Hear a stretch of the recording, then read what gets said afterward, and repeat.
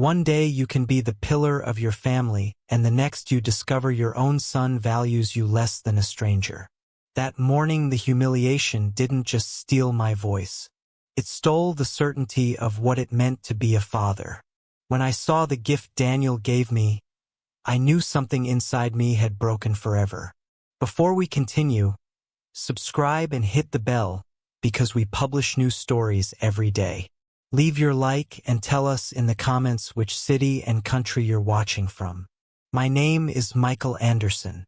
I'm 68 years old and I never thought I'd see Father's Day feeling like an intruder in my own son's life. It was cold that March morning in 2024. I woke up before dawn as I always do now. That age keeps me from escaping insomnia. Although my sleep was light, it allowed me to escape the weight of so many worries accumulated over the years. I shaved carefully in front of the mirror, tracing every wrinkle on my skin, every invisible scar that life had tattooed on me. Then I put on the white shirt Daniel had given me many years ago, back when he still cared about the details and about how I felt. I even splashed on a little of the cologne my late wife adored on me, trying to keep some trace of the times when love and respect seemed guaranteed. I walked to the bakery in my Chicago neighborhood, where Mrs. Martha, always kind, greeted me with a wide smile. "Something special for Father's Day, Mr. Michael?" she asked. I said, yes, that I was sure my son had a surprise waiting for me. I felt that naive warmth in my chest that would soon turn to ice, but I couldn't have known it at that moment. With the chocolate dessert in my hand, the one he loved so much as a child, I arrived at Daniel's house around noon. The front door was slightly open, and laughter drifted from the patio. Laughter that didn't include me. I heard my granddaughter Emily with her sweet teenage voice. And then I recognized the festive tone of Patricia, my daughter-in-law. As I walked down the hall, what I saw left me breathless. Daniel was presenting with a camera in hand, a set of keys to his father-in-law, Mark. A brand new Ford Ranger parked in front of the guests, shining with new plates. Everyone applauded, their eyes fixed on the spectacle. Mark accepted with exaggerated thanks, stroking the steering wheel as if he'd been given the world's greatest treasure. Patricia recorded videos and photos, declaring loudly how lucky her father was to have such a generous son-in-law. My son, the same one I sacrificed my youth, my health, and my dreams for, was beaming with pride. "You're like a father to me, Mark," Daniel proclaimed, a sentence that hit me in the stomach like a kick. Like a father. And what was I? An ornament? An anonymous spectator in the family theater. In that moment, Daniel finally noticed me. "Dad, you're just in time," he said, approaching with a nervous smile that barely hid his anxiety. He handed me a crumpled paper bag. It weighed almost nothing. Inside, a simple watch, cheap plastic with a price tag still on it that said $15. The note that came with it was even worse. "Dad, I know you don't like expensive things. I hope this watch lasts you a long time. Happy Father's Day. Love, Daniel." I felt the eyes of the others on me, waiting for my reaction, while the spotlight remained on Mark and his new truck. I tried to fake gratitude, but in my hands, that watch was the brutal confirmation. To my son, I was worth $15. Everyone immediately went back to surrounding Mark's gift as if I were invisible. Only Emily approached discreetly, whispering, "Grandpa, you deserve something better." Those were the only words of comfort I heard all afternoon. I sat to one side, watching Daniel being praised by his friends, Mark's colleagues, and some neighbors, all praising his family generosity. No one asked what I had received. No one noticed that the real father had brought dessert, had arrived first, and was the last to be seen. Looking at the untouched dessert, every bite tasted like bitter memories. I worked double shifts for decades. I gave my best so Daniel could study, get married, have a house and a family. It was the first time that numbers weighed more than affection. When the party ended, Daniel gave me a quick, distracted hug. "Enjoy the watch, Dad," he muttered, glancing sideways at the group surrounding Mark. I walked to the parking lot and got into my old Ford Taurus, the same car that refused to die because I didn't have the budget to replace it. On the way home, two truths grew inside me. On that Father's Day, Daniel had relegated me to the role of an extra in his own life, and the laughter of the others was the echo of a silent humiliation that no one dared to see. My role as provider and pillar seemed to have turned into that of a functional piece of furniture, something that is appreciated but never admired. Dignity, that simple abandoned word, suddenly became my only refuge. Sitting in my armchair, looking at the $15 watch on the table, a question I had never allowed myself to ask invaded my mind. When did I become invisible to my own son? I turned my gaze to the closet. That's where I keep all the receipts, the proof of a life given without reservations. I stood up and opened the box with the bills. There were Daniel's swimming lessons, the bike he asked for at 16, the payment for the private university, the loan for the wedding, the mortgage when he lost his job, the weekly groceries that maintained his dignity when he couldn't support himself. The numbers, relentless and silent, added up to more than $200,000 in quiet sacrifices. But not all that money, not the years of sleepless nights, not the constant love had achieved the most basic thing, respect and gratitude on his day. That early morning, after hours of insomnia, staring at the papers, I decided something unheard of in my history. For the first time in a long time, I was going to put myself first. Not out of revenge, not out of anger. I would do it because I finally understood that you cannot demand dignity if you never claim it for yourself. The banks open at 9 o'clock. I had a few hours to decide what kind of father I wanted to be for the rest of my life. The one who accepts everything with resignation, or the one who sets boundaries even when it's late. When I stood up, I felt a strange peace mixed with fear, as if I were walking through a door I could never close again. As the sun came up, I prepared for the first decision. It would be the last Father's Day Daniel would remember for a cheap watch. But it would also be the first one where I learned to value myself before waiting to be valued by others. That's how my story began. A story that ended up breaking all the rules and redefining family, love, and the meaning of dignity. During the days that followed that humiliation, my mind became a labyrinth of memories that refused to rest. Every image that assaulted me was like a piece of a cruel puzzle that was finally making sense. I stayed awake late into the night, sitting in my armchair, reliving moment after moment of a lifetime of devotion that seemed to have ended in absolute insignificance. Daniel was 5 years old when he lost his mother in that accident. 5 years old. Overnight, I became father and mother, the only pillar holding up his shattered world. I remembered his first nights crying for her, how he clung to me so tightly.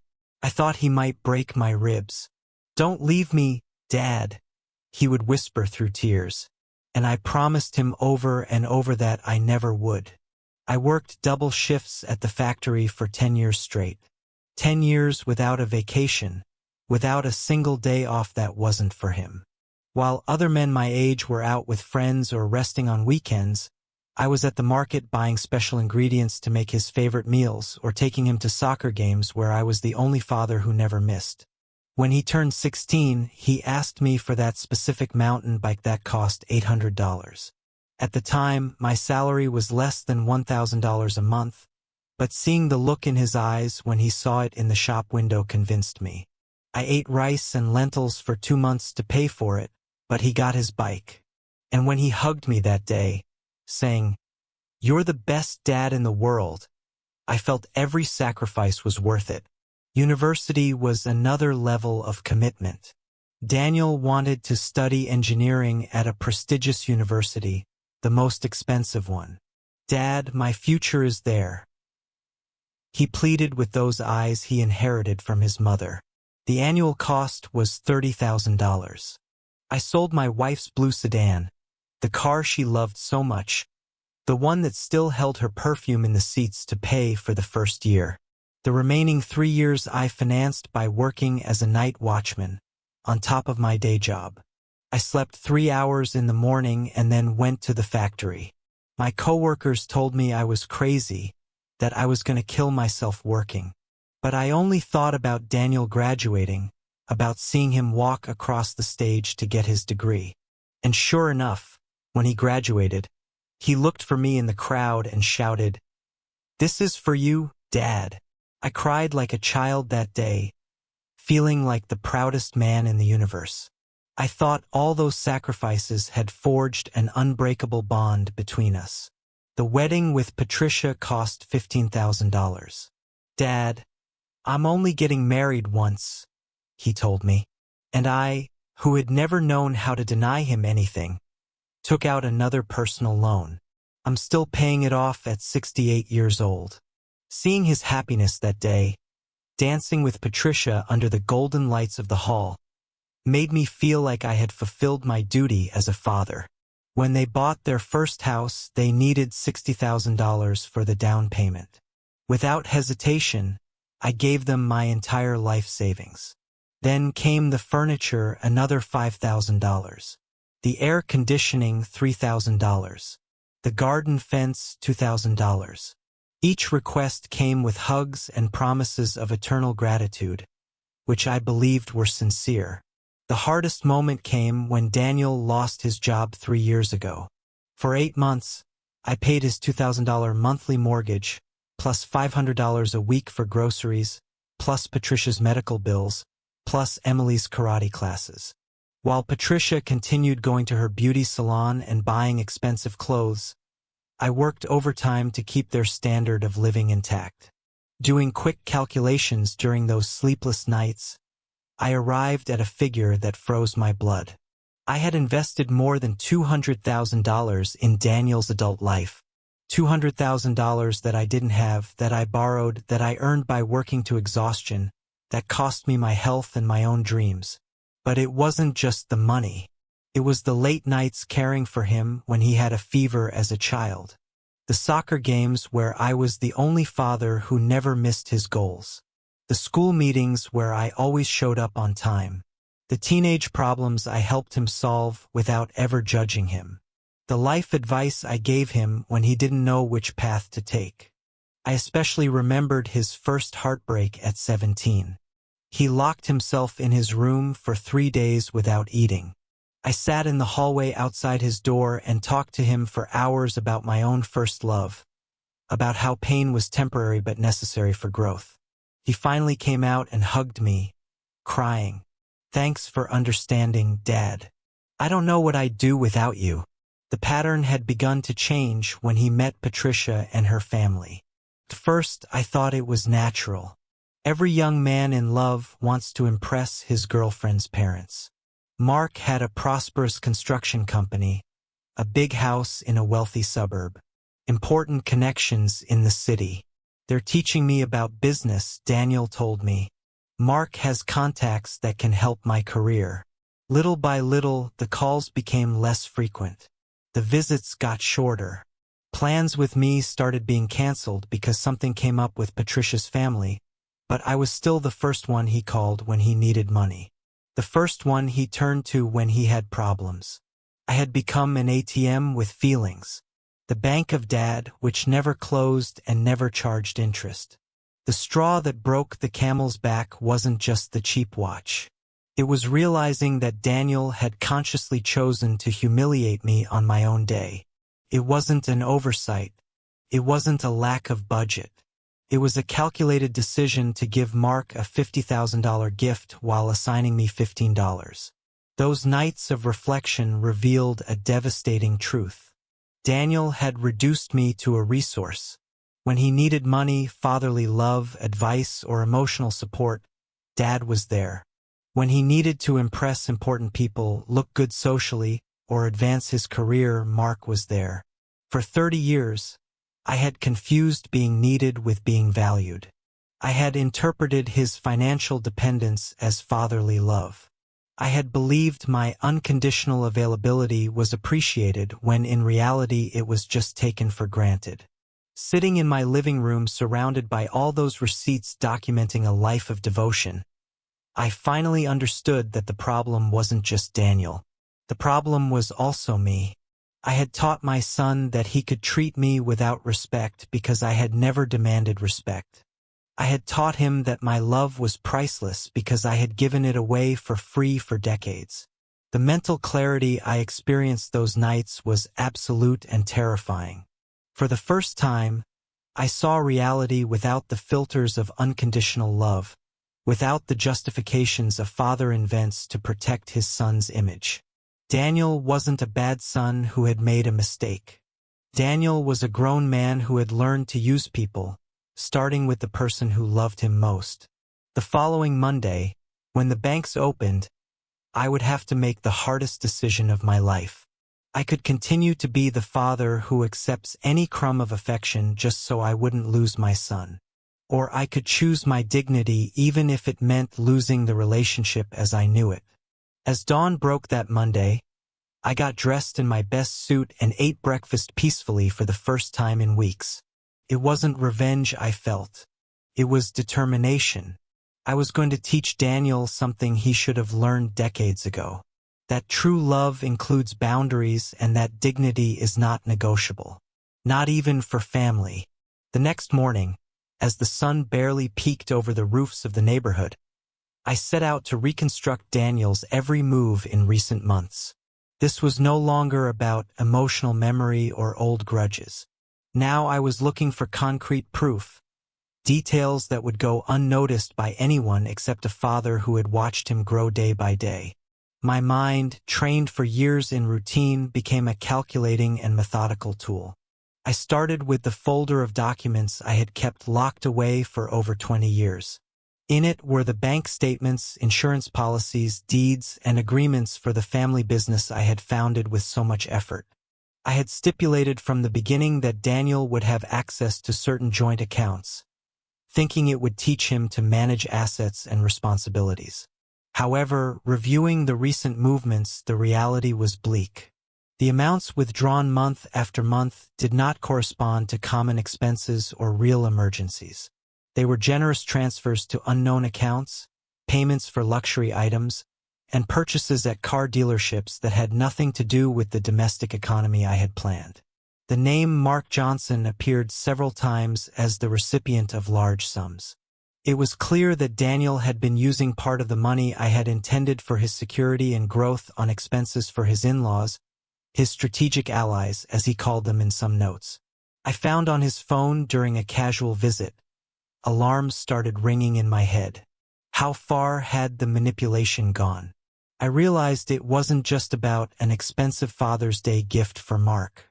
It was a pattern of resource displacement, a deliberate transfer of my hard work to another family, into other hands. Daniel had been managing the family business with haste and a lack of rigor for months, signing contracts with smaller profit margins, always under the pretext of attracting new partners or expanding networks in the city where Mark had influence. I needed to understand if the movements had a logical justification or if they hid a systematic betrayal. I consulted Richard Price, my most trusted lawyer, without yet revealing my true suspicions. Richard, discreet and direct, reviewed the papers in silence and then delivered his verdict. There are decisions here that were not consulted with you. There are undeclared disbursements and purchases that do not appear in the formal accounting. If you did not authorize this, it could be considered misappropriation. I felt cold blood run down my spine. The betrayal was materializing in figures and documents, not just empty words. I mentally replayed recent episodes that I would have minimized at another time. Like that time a few months ago when Daniel showed up at a family meal dressed in high-end clothes, which was unusual for him. Or the time Patricia mentioned in passing that Mark had helped secure that really good contract for the company just weeks before Daniel asked to increase the line of credit, citing cash flow problems. It all fit. Daniel was using my assets to favor Mark and his circle, seeking approval and social standing among his political family. It didn't take me long to verify old emails and messages exchanged between Daniel and Mark. Most were courtesy emails coordinating social events, but some contained details about transfers and informal mutual help agreements. Daniel offered guarantees that only I could back, using my name and my company's data as a bulwark of credibility. The last transfer, reflected days before that fateful Father's Day, amounted to a considerable sum intended for the purchase of that Ford Ranger. I remember reading Daniel's justification in that email, and I felt a mixture of sadness and rage. The gesture will strengthen ties with Patricia's family. Mark has always looked out for us and deserves it. And me, I was the source, the silent support, the invisible guarantor, but never the deserving one. With every document I reviewed, the atmosphere in my house grew denser. I realized I could no longer ignore the small signals I had pushed aside for years out of love, out of fear of uncovering deeper conflicts. Insignificant details transformed into evidence of a dynamic that had become toxic. Daniel would arrive late to our meetings, avoid consulting on important business decisions, and when I confronted him, he would divert the conversation to trivial matters. The tension was also growing among the extended family. Andrew, my nephew and former junior partner in the company, called me to ask why Daniel had sold certain factory machines that were registered in the name of the family partnership. I didn't authorize anything, I replied, and the concern in his voice was the echo of my own helplessness. Andrew became a key piece in understanding the scope of the problem. I asked Andrew to help me compile all the movements from the last 2 years. We not only found suspicious transfers, but also modifications to the partnership agreement signed without my consent. Daniel had reduced my voting power on the board through an appendix I had apparently signed. I vaguely remember it was during a tense meeting, and he assured me it was just an administrative formality. It had been a mistake to trust blindly. The review process was laborious. I asked Frank Lawson, the notary, to certify all the documentation and establish the legal irregularities. Frank confirmed that any addendum signed under false pretenses could be revoked. I felt a wave of relief but also a sharp pain. Daniel had not only humiliated me as a father, but he was also damaging the interests of the family and the company I worked so hard to build. It was then that I made a momentous decision. I would do whatever it took to regain absolute control of my assets. I looked at the walls of my office and contemplated the family pictures, wondering how much of what I had allowed would be reversible. I could not act like a traditional father, afraid of breaking the relationship. Now I had to act as a responsible man, the guardian of my dignity and my legacy. The silent investigation, far from calming me, made me understand that it wasn't just about money. It was about lost respect, broken trust, the feeling of being replaced by outside interests in every important decision. Daniel had chosen Mark and the Johnson family not only as allies, but as his reference point, relegating me to a convenient shadow. After closing all the documents and locking the receipts away again, I sat in my armchair and understood that the next steps would demand precision and firmness. If Daniel thought my devotion was inexhaustible, he would soon learn that unlike a miracle, my dignity had limits, and those limits had been reached. That night, I slept without interruption for the first time in weeks.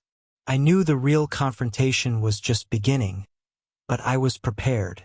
It didn't matter the pain, the betrayal, or the lost years. It was time to reclaim what was non-negotiable.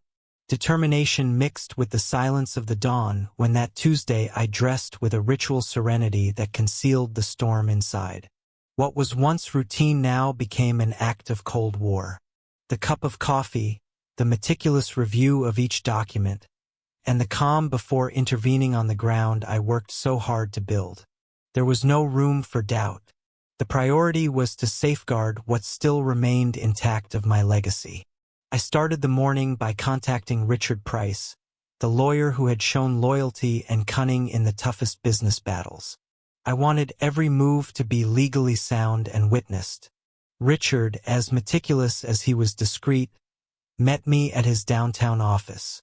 I presented him with the entire puzzle: documents, transfers, contract modifications, emails, and the evidence of permits signed under false pretenses. His analysis was devastating. "Michael, you have enough proof here to reverse any maneuver Daniel has orchestrated without your knowledge. The law protects the true owner's interest, especially when there has been an abuse of trust." His words were the confirmation I needed. I was not alone in this crusade. Together, we mapped out a plan: annul shared powers, resend access to joint accounts, and formalized the change of management in the company. Everything had to be crystal clear before acting.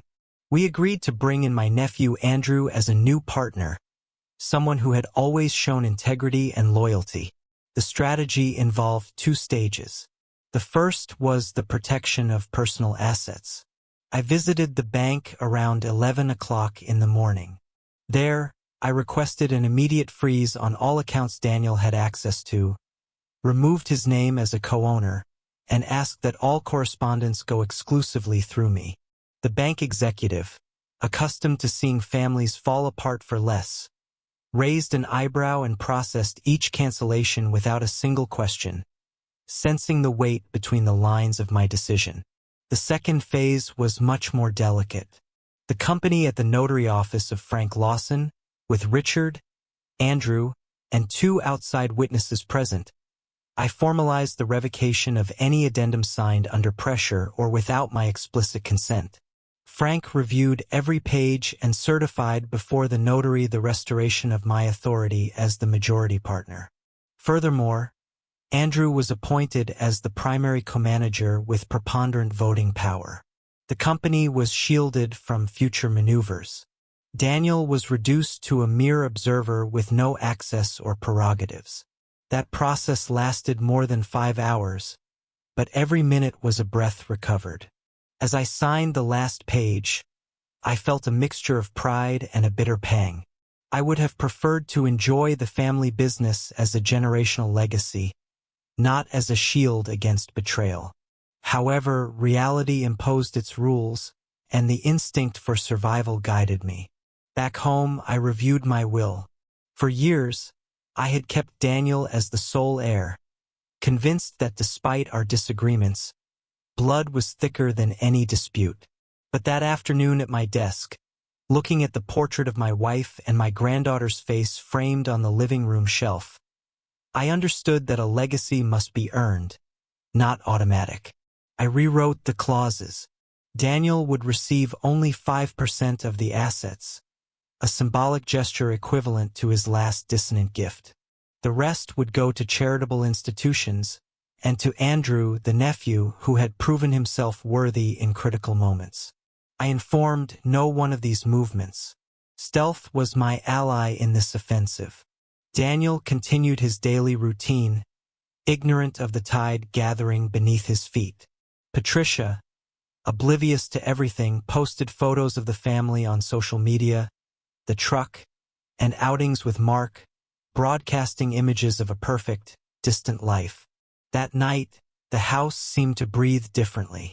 I walked through the living room and looked at the $15 watch on the table, that object whose insignificance had triggered an invisible earthquake. I promised myself not to look back with resentment, but with the calm of someone who learns that self-respect is more valuable than any superficial reconciliation. This was not a declaration of war. It was the end of resignation. The phone remained silent. The papers were safe. The company protected. The will a reflection of an irreversible change.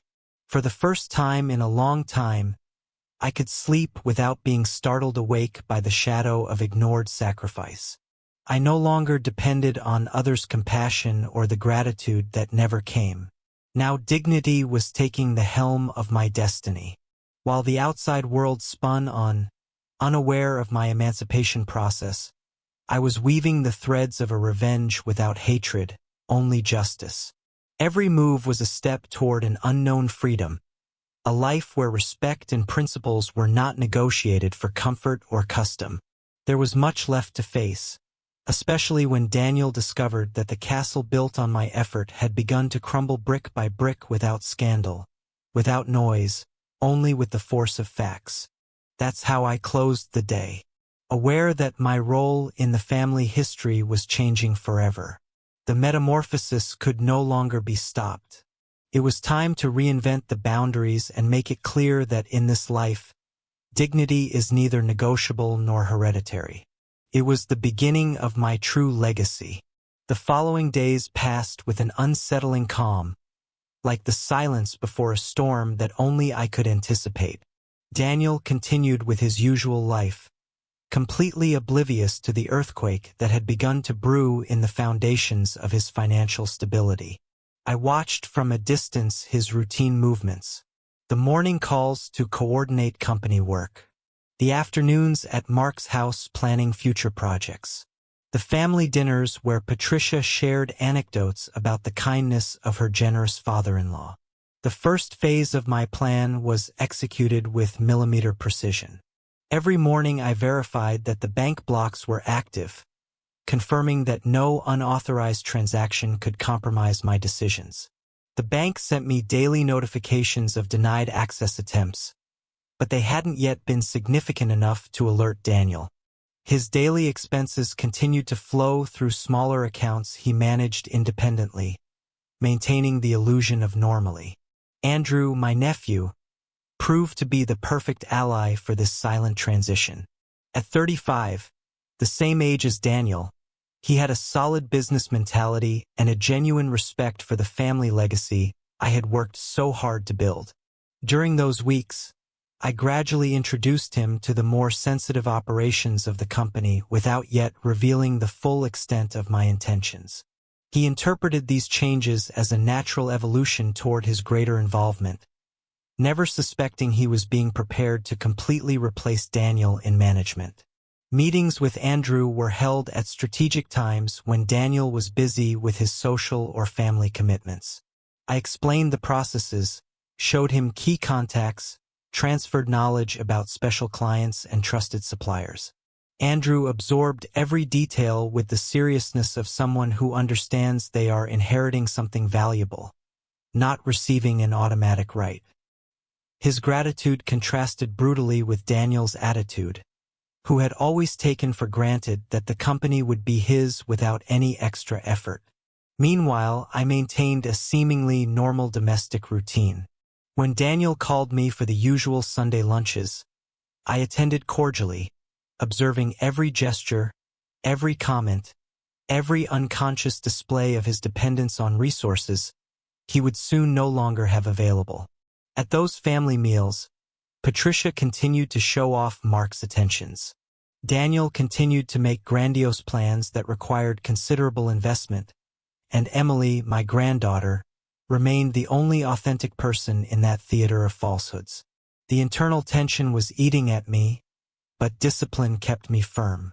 Every time Daniel casually mentioned some new expense, some ambitious project that would need additional financing, or when Patricia discussed the travel plans they had scheduled for the summer, I nodded with a smile that hid the irony of knowing that those dreams were built on quicksand.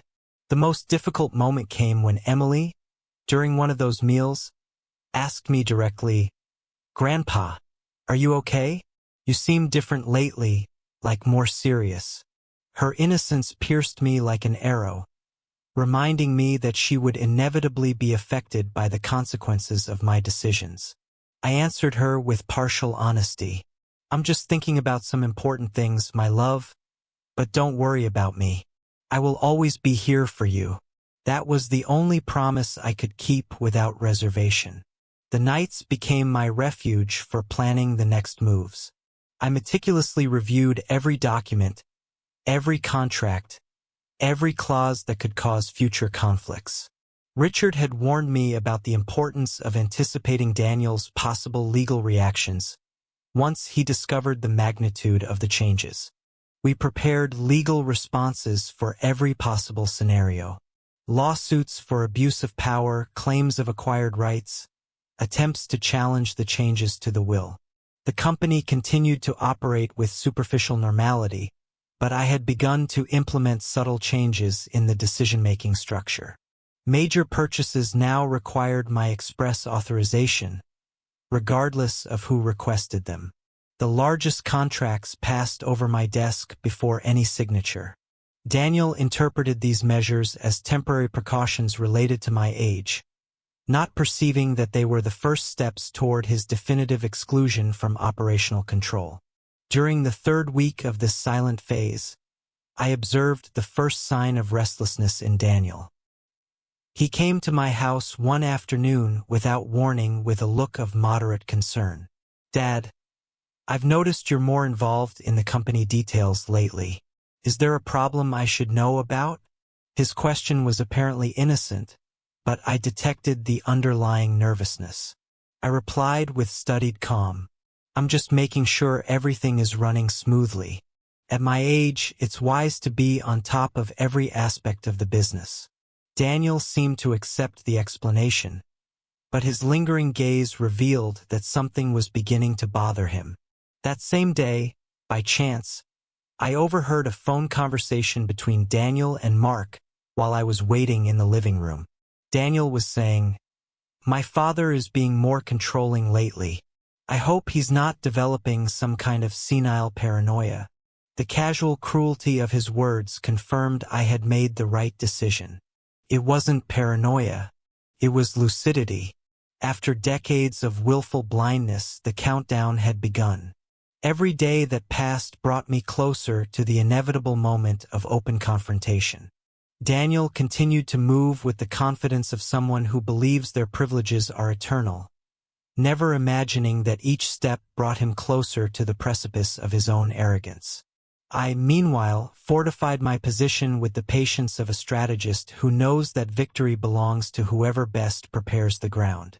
The apparent calm held, but beneath the surface, the tectonic plates of our family relationship were moving inexorably toward the definitive fracture. It was only a matter of time before Daniel tried to access resources that were no longer available to him. And then the earthquake that would forever change our family dynamic would truly begin. On Thursday of that week, the final transformation of the business structure reached its climax. In the office of the notary, Frank Lawson, surrounded by documents that would certify the most radical change of my life, I prepared to close a chapter that had begun with hope and ended with disillusionment. The formal atmosphere of the notary's office, with its shelves full of legal codes and the characteristic smell of sealed paper, became the stage where personal justice would take legal form. Andrew arrived punctually, dressed in the navy blue suit I had given him months earlier, back when I still thought he would be second in command under Daniel's guidance. His face showed seriousness and a hint of surprise as he finally understood the magnitude of what was happening. "Uncle Michael, are you completely sure about this step?" he asked me with the caution of someone who knows the weight of irrevocable decisions. My answer was blunt. I have never been more certain of anything in my life. Frank Lawson began reading the revised articles of incorporation with the solemnity the moment required. Each paragraph represented a door closing for Daniel and a window opening for Andrew. The family partnership, valued at $2 million according to the most recent appraisal, would change hands permanently. Daniel would go from being the majority partner to a mere minority shareholder with a 5% stake without a voice or vote in strategic decisions. Andrew was appointed as the new general manager and majority partner with 45% of the shares. The remaining 50% would remain under my direct control until my death, at which point it would be transferred entirely to charitable institutions specializing in education for orphans. An irony that only I could fully appreciate. The company I built, working day and night to secure my son's future, would now be the vehicle to help children who, like Daniel back then, needed a chance that someone else gave them. The signing process lasted over 2 hours. Each signature was an act of liberation and simultaneously of grief. Liberation because I was finally regaining absolute control over what belonged to me by right and effort. Grief because each document signed represented the symbolic death of the father-son relationship as I had known it for decades. Frank certified each change with the meticulousness of someone who understands they are witnessing a historic moment in a family's life. Andrew, aware of the honor and responsibility placed on his shoulders, signed with a firm hand but a thoughtful gaze. During a pause in the proceedings, he confided in me. "I promise I will honor the family legacy and never forget the trust you are placing in me." His words sounded more sincere than all the promises Daniel had made to me over the years. Genuine gratitude.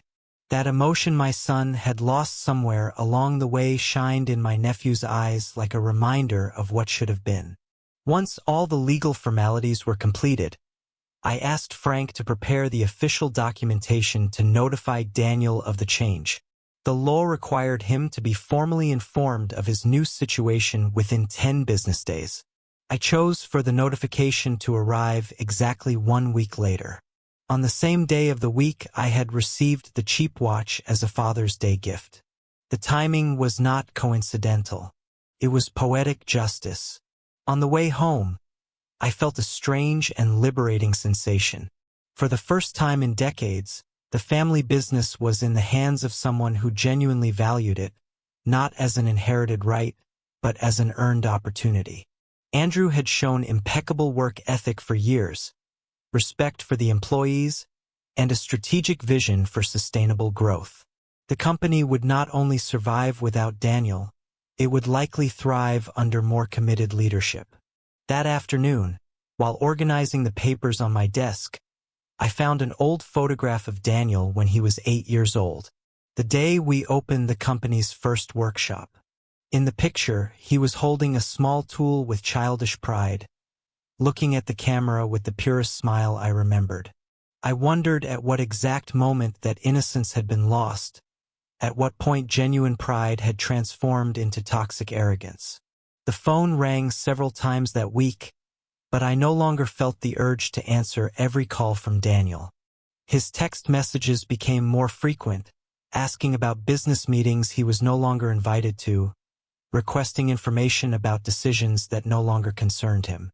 I responded with polite evasiveness, maintaining the facade until the moment of the final revelation.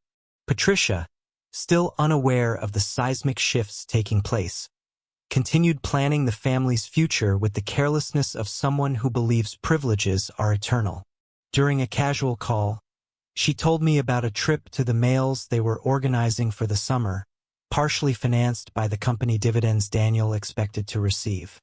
Her innocence caused me a mixture of pity and anticipated satisfaction for the reality check that was coming. Emily, my granddaughter, remained the only authentic emotional bond in the midst of all this family restructuring. During her visits, I noticed she watched me with growing curiosity, as if sensing the subtle changes in my attitude. Her teenage intuition picked up on nuances that the adults, blinded by their own ambitions, completely overlooked. The week leading up to the official notification passed with agonizing slowness. Every day brought me closer to the moment Daniel would discover that his world of unearned privileges had silently crumbled. The company, his main source of status and financial security, no longer belonged to him. The resources he took for granted were no longer available. The inheritance he considered automatic had been redistributed according to criteria of merit and respect. The Sunday before the notification, Daniel visited me with Emily for our usual lunch. His behavior was the same as always, confident, carefree, taking for granted that everything was still the same. As we shared the meal, I watched him with the perspective of someone who knows the end of a story that the protagonist has not yet discovered. It was in a way the last supper of innocence. The last moment Daniel would believe his privileges were indestructible. The transformation was complete. All that remained was for Daniel to find out that his new place in the family no longer included the throne he had occupied for so many years without deserving it. The change to the will became the most personal and painful chapter of this entire family restructuring.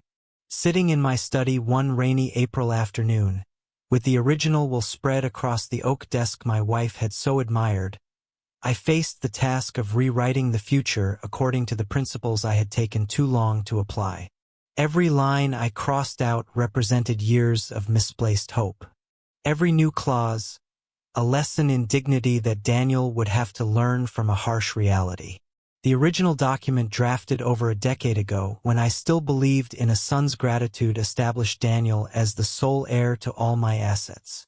The family home, the savings accounts, the investments, the life insurance policies, and my stake in smaller businesses. The total figure exceeded $1.5 million. A fortune accumulated over 40 years of tireless work and sacrifices that he had taken for granted.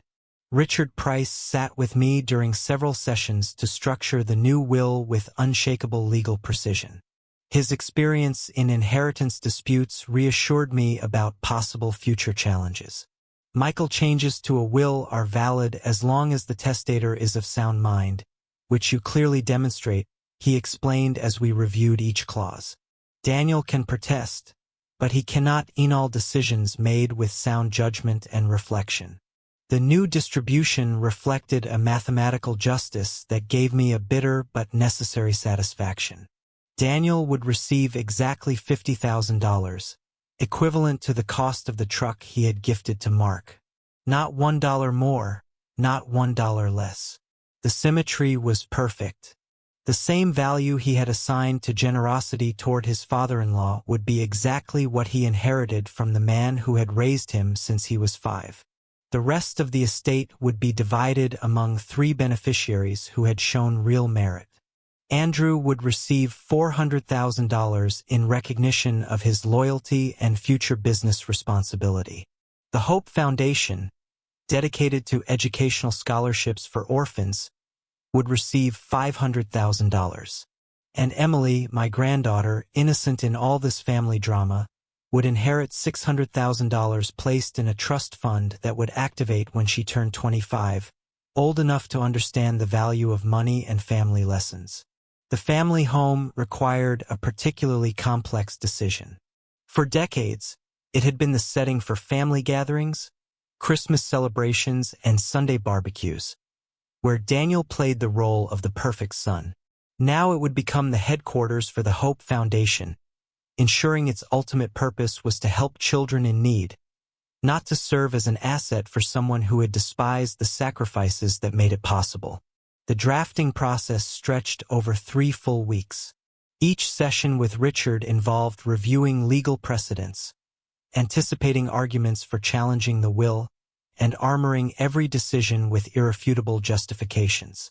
We also included non-revocation clauses which would prevent future changes under emotional pressure or family manipulation.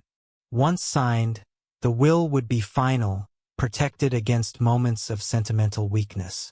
During those weeks, I kept the secret with Spartan discipline. Daniel continued to visit me regularly, planning his future with the tranquility of someone who believes his inheritance is guaranteed. His casual comments about when the house is mine or when I inherit the company caused me a mixture of compassion and anticipated satisfaction. He was completely unaware that every plan he made was built on a foundation that had already been dynamited. The final signing of the will took place on a gray Tuesday in the presence of Frank Lawson as the notary and 2 independent witnesses who certified my full mental capacity and the absence of external coercion. As I placed my signature on each page, I felt the historical weight of the moment. It wasn't just a legal change. It was a declaration of principles that would outlive my physical existence. Frank handed me 3 sealed copies, one for my personal files, one for Richard, and the third to remain at the notary's office until its execution. Michael, this document reflects a very deliberate will. You have considered all the implications and consequences, he said with the solemnity of one who understands he is certifying a generational break. Daniel is in for a massive surprise when the time comes. The most disturbing part of the whole process was the nights following the signing. I would wake up from nightmares where Daniel begged me for forgiveness, where Emily blamed me for destroying her father, where Patricia accused me of senile cruelty. But every dawn reminded me of the $15 watch, the truck for Mark, the years of contempt disguised as family normality. The nighttime guilt vanished in the daylight of reclaimed dignity. A week after finalizing the will, Daniel surprised me with an unexpected visit, accompanied by Patricia. They came to officially announce the news of my daughter-in-law's second pregnancy, a joy that should have thrilled me, but which I received with mixed feelings. "Dad, you're going to have another grandchild," Daniel announced with genuine fatherly pride. "We're hoping you can help us with the medical expenses like last time." His automatic request for financial help, phrased as if it were a natural obligation, confirmed once again that I had made the right decision. Daniel still saw me as an inexhaustible source of resources, not as a person deserving of respect. I promised him I would consider his request, knowing that he would soon discover my financial support had come to a permanent end. Patricia, more perceptive than my son, detected something different in my attitude. "Michael, I notice you've been more distant lately. Is everything okay between you?" she asked with concern that seemed genuine. I assured her I was just reflecting on the future, a half-truth that hid the complete revolution I had executed in the shadows. The will was sealed, the future redefined. Personal justice served on a legal platter. All that remained was to wait for the inevitable moment when Daniel would discover that his privileges had expired, along with my infinite patience. The inheritance he considered guaranteed had evaporated, transformed into lessons of humility he would have to learn when it was far too late to change the final verdict. The countdown had begun. Every day Daniel continued to behave like a privileged heir was one day closer to the most brutal awakening of his adult life. The awakening came on a Tuesday morning exactly 4 weeks after my visit to the bank. Daniel had tried to use his corporate credit card to make a considerable purchase at an appliance store preparing for the arrival of the new baby. The transaction was automatically declined, setting off a chain of events that would shatter his false sense of financial security forever. His first reaction was technical disbelief. He immediately called the bank, assuming it was a system error, a temporary glitch that would be resolved with a simple phone call. The account executive explained with cold professionalism that the card had been canceled by the decision of the primary account holder. Daniel insisted there must be a mix-up, that he had been an authorized co-owner for over 5 years. "Mr. Anderson, the modifications were made personally by Mr. Michael Anderson on March 22nd. All additional cards associated with his accounts were canceled that day." The bank employee informed him with the neutrality of someone stating objective facts without emotional implication. Daniel hung up the phone with trembling hands, understanding for the first time that something fundamental had changed in his relationship with me. He immediately tried to access the joint accounts through online banking, but his login credentials had been deactivated. The system showed him a brief message. "User not authorized to access this information. Please contact the primary account holder." Reality began to hit him like an implacable avalanche. For years he had managed those accounts as his own, disposing of funds without restriction or supervision, and now he found himself completely excluded from the financial system that supported his standard of living.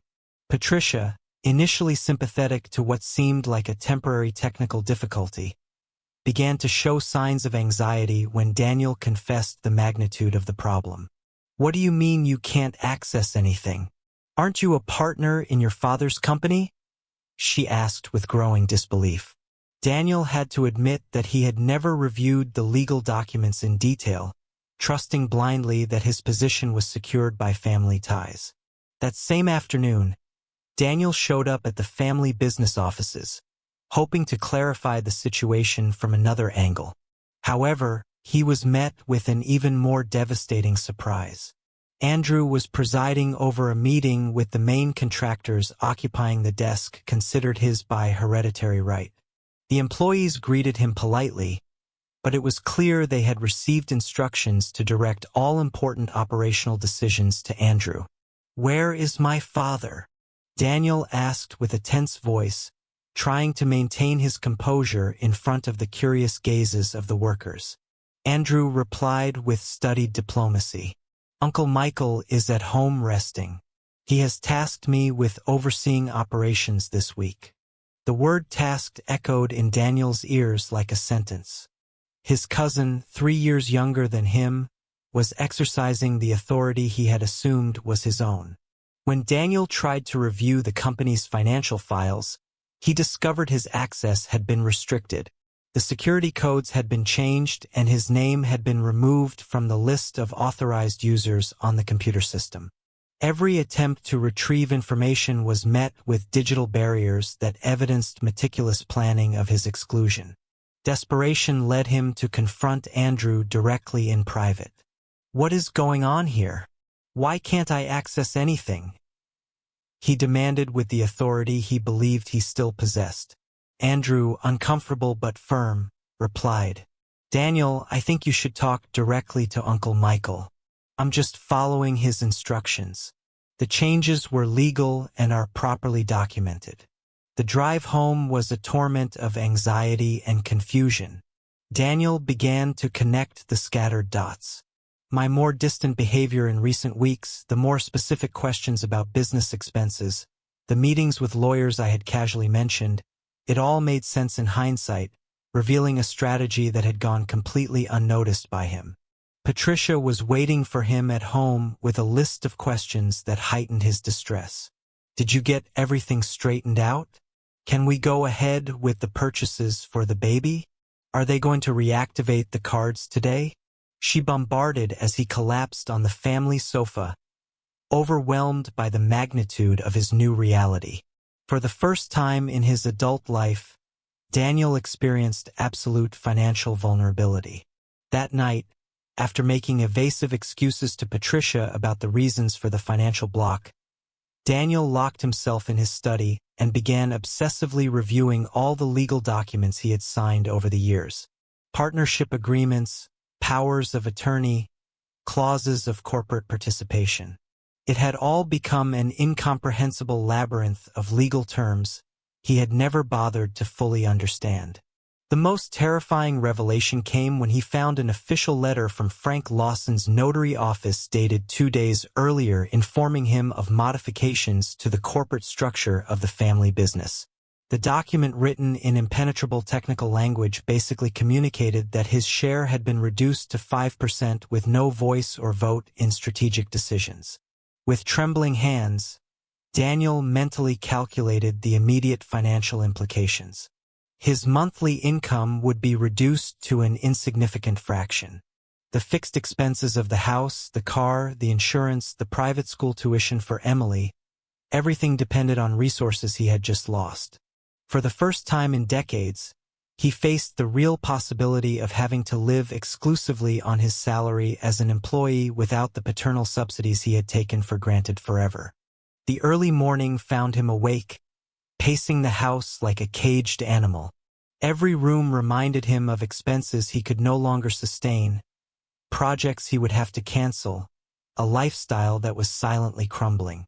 Panic seized him when he realized that all the promises made to Patricia, all the family plans, the entire image of prosperity he had built depended on a father's generosity he had taken for granted until that moment.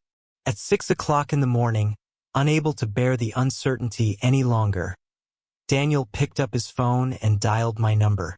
It was time to face the conversation that would change our family relationship forever. Although he still couldn't imagine how profound the transformation he was about to experience would be. The first call came at 6:15 in the morning, interrupting my quiet breakfast with the urgency that characterizes newfound desperation. I looked at the phone screen showing Daniel and decided not to answer. I needed him to feel the weight of uncertainty, to experience even briefly the anxiety of not getting immediate answers to his demands. The phone stopped ringing after 8 rings, but I knew it was just the beginning of a very long day. The second call came 15 minutes later. This time, he left a voicemail, which I listened to calmly while spreading jam on my toast. "Dad, I need to talk to you urgently. Something strange has happened with the bank accounts. Please call me as soon as you get this message." His voice had a controlled tone, but I could detect the underlying tension that barely contained note of panic I knew so well from his childhood. For the next 3 hours, my phone became an incessant symphony of unanswered calls. Daniel alternated between different strategies. Calls from his personal cell, from the house phone, from Patricia's number. He even tried to contact me through the company phone. Each rejected attempt increased his desperation, and I could imagine him pacing back and forth, his agitation growing with every unanswered ring. The text messages started coming when he realized the phone calls weren't working. The first was concise. "Dad, please pick up. It's important." The second showed more anxiety. "I need to understand what's happening with the bank accounts." By the 10th message, his composure was completely gone. "Please don't do this to me. I have urgent expenses and Patricia is worried. I need to talk to you now." I decided to answer the 47th call, which came at exactly 2:30 in the afternoon. His voice on the other end of the line was unrecognizable, trembling, high-pitched, laden with a vulnerability I hadn't heard since he was a teenager. "Dad, thank God you answered. I've been trying to reach you all morning. Something terrible has happened with the bank." "Nothing terrible has happened, Daniel," I replied, with a calm that contrasted brutally with his hysteria. "I have simply decided to cancel your access to my personal accounts. From now on, you will live exclusively on your own money." The silence that followed was so long, I thought the call had dropped until I heard his ragged breathing on the other end. "What do you mean my own money?" "Dad, I work in the family company. I have responsibilities. I have a family to support. You can't just do this without warning." His tone had shifted from pleading to indignation, as if my decisions about my own assets required his prior authorization. The irony of his words was not lost on me. He spoke of family responsibilities while having shown absolute irresponsibility toward me. "Daniel, for 30 years you have lived on my subsidies. You use my money to impress your father-in-law while giving me a cheap watch. It's time for you to learn to be truly independent," I explained, with the patience of someone who has already made irrevocable decisions. His response was predictable. Accusations of cruelty, threats of breaking up the family, emotional blackmail using Emily as a shield. "This can't be legal," he declared with the desperation of someone grasping for any argument to reverse the irreversible. "I am a partner in the company. I have vested rights. You can't just kick me out like this." I calmly informed him that all changes had been made with full legal counsel, that the documents were properly signed and certified, and that Richard Price would be happy to explain the legal aspects if he had specific questions. The conversation lasted for over an hour, during which Daniel went through all the stages of grief. Denial, anger, bargaining, depression. He tried every possible argument.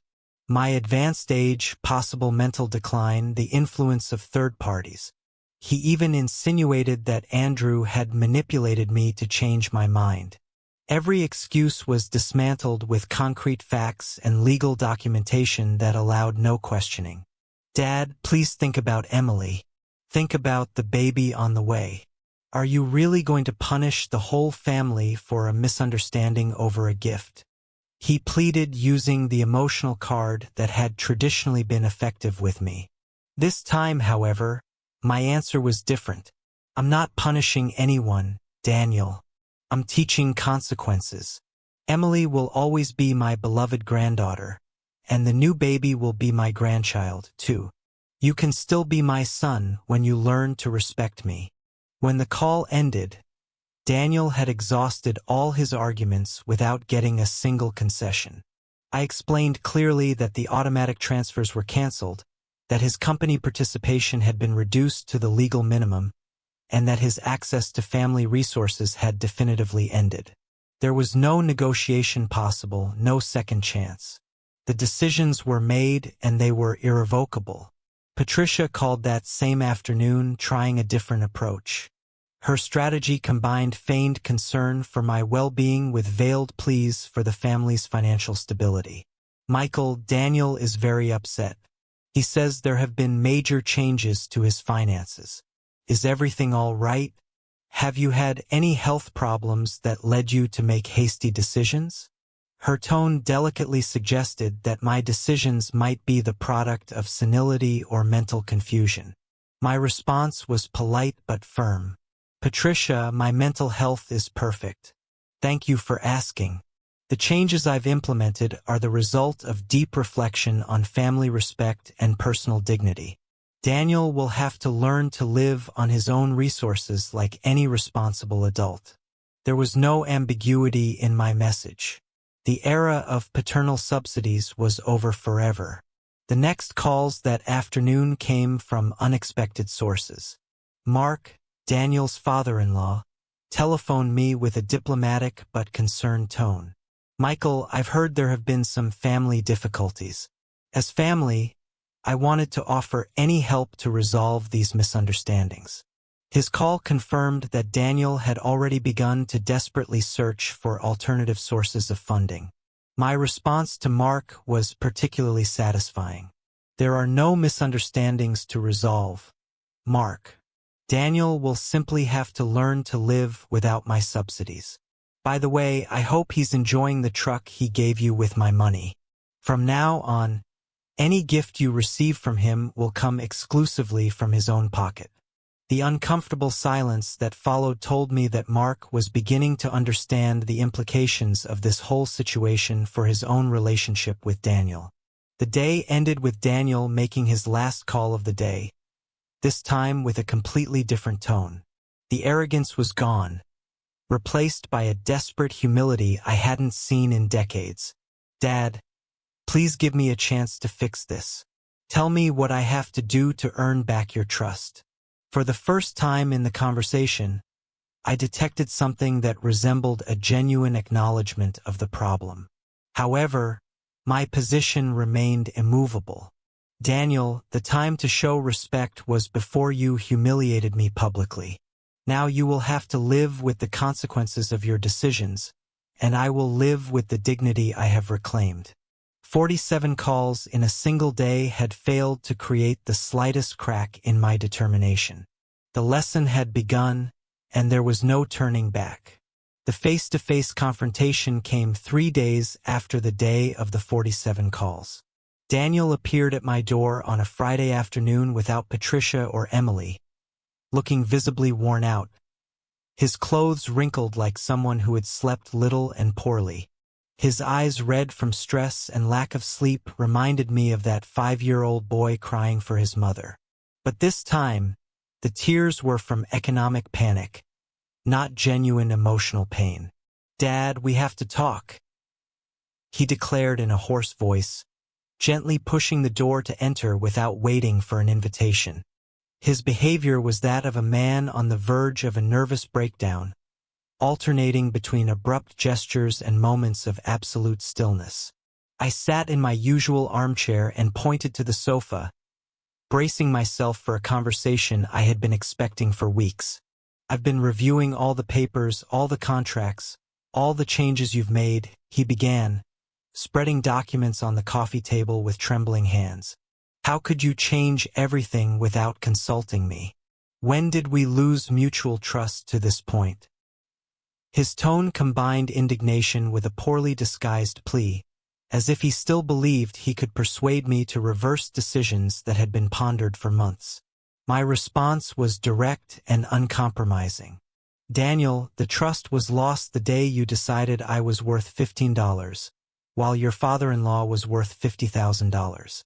The trust was lost every time you used my money to finance your generosity to others while treating me like another piece of furniture in your life.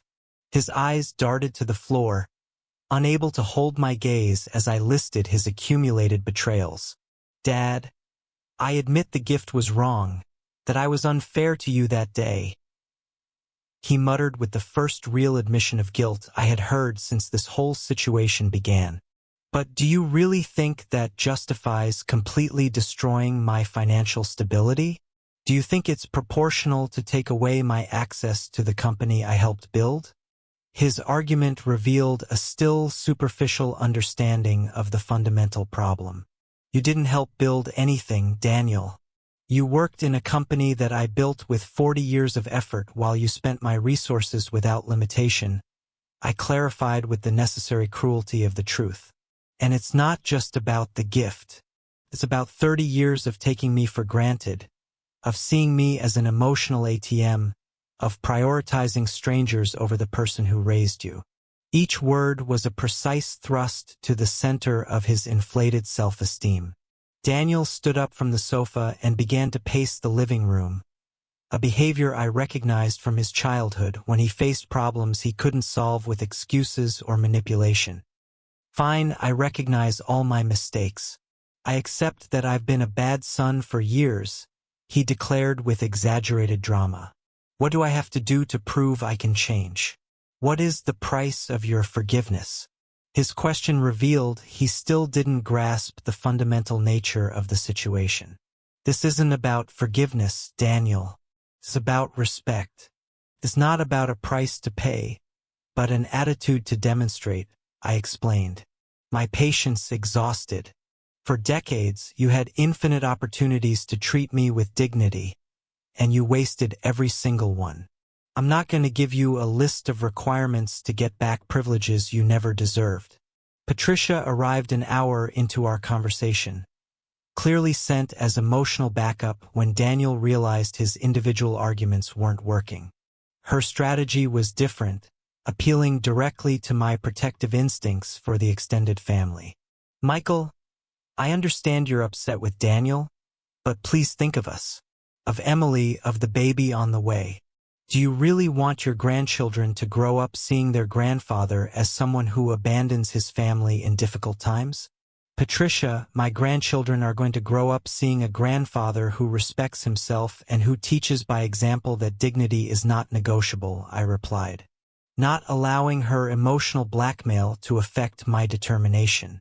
They are going to learn that actions have consequences and that family love includes boundaries and mutual responsibilities. Her expression of surprise indicated she had not expected such an articulate and firm response. The conversation stretched for 3 more hours with Daniel and Patricia alternating between different strategies of persuasion. Veiled threats of a total family breakup, promises of immediate radical change, offers of future financial compensation, even suggestions of family therapy to resolve our communication issues. Every proposal was rejected with the same immovable firmness. What if I return Mark's truck? Daniel proposed at a moment of apparent inspiration. What if I explained to him it was a mistake and get the money back? His suggestion showed he was still thinking in transactional terms, as if our relationship were a business where errors are corrected with accounting adjustments. I explained that the problem wasn't the truck itself, but the mentality that had allowed such a decision. As the sun began to set, and it became clear there would be no concessions on my part, Daniel adopted a more aggressive stance. This can't be it, Dad. I'm going to consult with lawyers. I'm going to challenge all of your decisions. You can't ruin my life because of a senile tantrum. His legal threats caused me more pity than concern because I knew Richard had shielded every move against any kind of challenge. Daniel, you have the right to consult all the lawyers you want, I replied with absolute calm. But I'll tell you right now, all the documentation is in order. All the changes were made while I was of sound mind and with full legal counsel. The only thing you'll accomplish is spending money you no longer have on a legal battle you cannot win. The reality of his legal situation seemed to hit him like a hammer. The farewell was tense and final. Daniel walked toward the door with the defeated posture of someone who finally understands they have lost a war they didn't even know they were fighting. "Dad, I hope you can live in peace with what you've done," he muttered as a last attempt to generate guilt. My response was the culmination of months of reflection and determination. For the first time in decades, Daniel, I am going to live in peace with myself. When the door closed behind them, I sat back in my armchair and contemplated the silence of my house. It was not the silence of loneliness, but the silence of reclaimed dignity.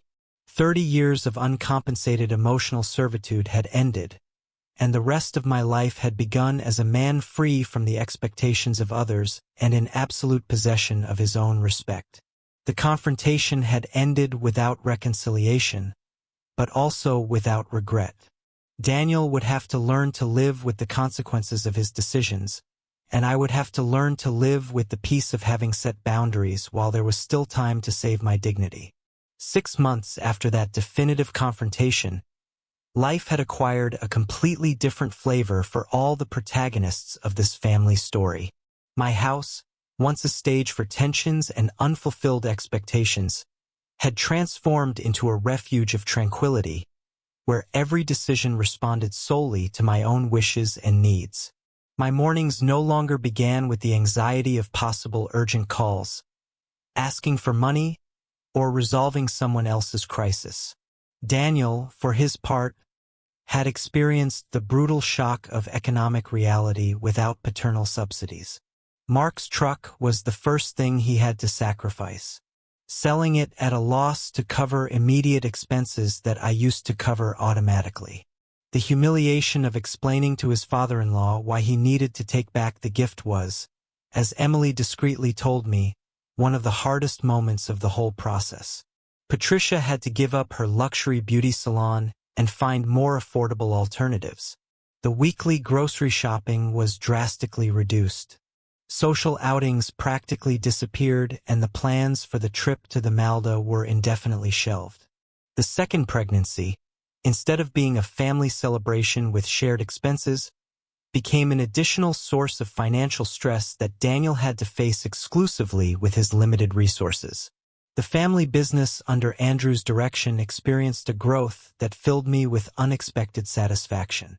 My nephew proved to have a strategic vision that Daniel had never developed, implementing operational improvements that increased productivity without compromising service quality. The employees responded positively to the change in leadership, appreciating a management style that was more collaborative and less impulsive. During these months, Daniel made several attempts at indirect reconciliation. Birthday cards signed with elaborate messages, invitations to family events relayed through Emily, even modest gifts left at my door without explicit identification. All these gestures were received with courtesy, but without the emotional reciprocity he hoped to obtain. My position remained firm. Respect is not regained with symbolic gestures after decades of neglect. My personal routine was enriched with activities I had postponed for years. Oil painting classes at the neighborhood cultural center provided an unexpected creative outlet. The book club became a stimulating space for intellectual exchange where my life experience was genuinely valued. Short trips to historic American cities financed without guilt with my own savings gave me back the pleasure of discovery and adventure. Emily continued to be the strongest emotional bridge between the two family factions. Her regular visits maintained my connection with the younger generation without compromising my principles regarding Daniel. During our afternoons together, she would discreetly tell me about the financial difficulties her father was facing, but also about the positive changes she had noticed in his attitude. Less arrogance, a greater willingness to do physical work, a gradual acknowledgement of past mistakes. "Grandpa, Dad is working weekends as a handyman to earn extra money," she confided during one of her visits while we cooked dinner together. Mom says she's never seen him so willing to do any kind of job to support the family. Her words gave me contradictory feelings. Satisfaction seeing that the lessons were taking effect, but also a pang of sadness for the necessary harshness of the educational process. Patricia surprisingly showed a greater ability to adapt than Daniel did initially. She found a job as an administrator in a medical office, contributing to the family income for the first time in years. Her attitude toward me also gradually changed. The accusations of senile cruelty were replaced by a cautious respect for someone who had demonstrated the ability to follow through on seemingly empty threats. The birth of my second grandchild, a boy they named Michael, in an obvious gesture of reconciliation, confronted me with the most complex emotional dilemma of this entire period. Daniel called me personally to share the news, his voice laden with a poorly disguised hope that the arrival of a new family member would soften my position. I decided to visit the hospital, but I maintained the established boundaries. I offered genuine congratulations on the birth. I interacted affectionately with my new grandson, but I refused any offer to help with medical expenses or preparations for the baby. During these months, news about Mark and his family also reached me. The absence of indirect subsidies through Daniel had affected the relationship between the two families. The Johnsons began to perceive that their son-in-law was not the prosperous entrepreneur he had pretended to be, but a grown man living on constant paternal handouts. The social invitations diminished. The inquiries about business opportunities ceased completely, and Mark stopped bragging about Daniel's generosity in his social circles. Andrew reported to me regularly on the company's progress and occasionally mentioned the visits Daniel made to the offices. Uncle Michael, Daniel comes by regularly to ask if there's any extra work available, weekend projects, any opportunity to generate extra income, he informed me during one of our monthly meetings. His attitude has completely changed. He no longer acts like he's the natural owner of the place. The most notable transformation I observed was during a Sunday service where we ran into each other by chance. Daniel, who saw me from several pews away, approached me at the end of the service with a humility I hadn't seen since his early adolescence. "Dad, could we get a coffee afterward? Just to talk." Not to ask for anything, he proposed, his voice faltering. I accepted the invitation, curious to assess if the external changes corresponded to a genuine internal evolution. During that 2-hour conversation at the downtown coffee shop, Daniel gave me an honest assessment of his current situation and a deeper acknowledgement of his historical mistakes. "Dad, these past few months have been the hardest of my adult life, but also the most educational," he admitted, stirring his coffee nervously. "For the first time, I truly understand how much you sacrificed for me and how little I valued you in return." His words sounded different from the desperate apologies of months prior. More thought out, less calculated to get immediate results. However, I maintained my fundamental position. Lost respect is not regained with late confessions, but with consistent long-term behavior. I explained that I appreciated his new perspective, but that I would need to see sustained evidence of real change before considering any modification in our relationship. "Daniel, you had 30 years to show gratitude and respect. You can't expect 6 months of hardship to erase 3 decades of emotional neglect." The story ends here without a magical reconciliation because real life rarely offers cinematic resolutions. Daniel continues to struggle financially, learning lessons he should have assimilated decades ago. I continue to enjoy a personal freedom I had forgotten existed, rediscovering who I am beyond my role as the unconditional provider father. Emily and little Michael remain my beloved grandchildren. Family ties that transcend generational conflicts. Patricia has shown more maturity than her husband in many respects.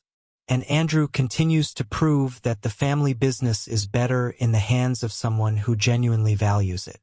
This story doesn't end with an emotional hug or promises of mutual forgiveness. It ends with the understanding that personal dignity is worth more than superficial family harmony, and that it is never too late to teach respect, even if the lessons are painful for everyone involved. Some authentic endings are more valuable than forced happy endings. If you like this story, support us with a like. Subscribe to the channel and leave us your opinions in the comments. To hear the next story, click on the box that appears on the left. Thanks for joining us.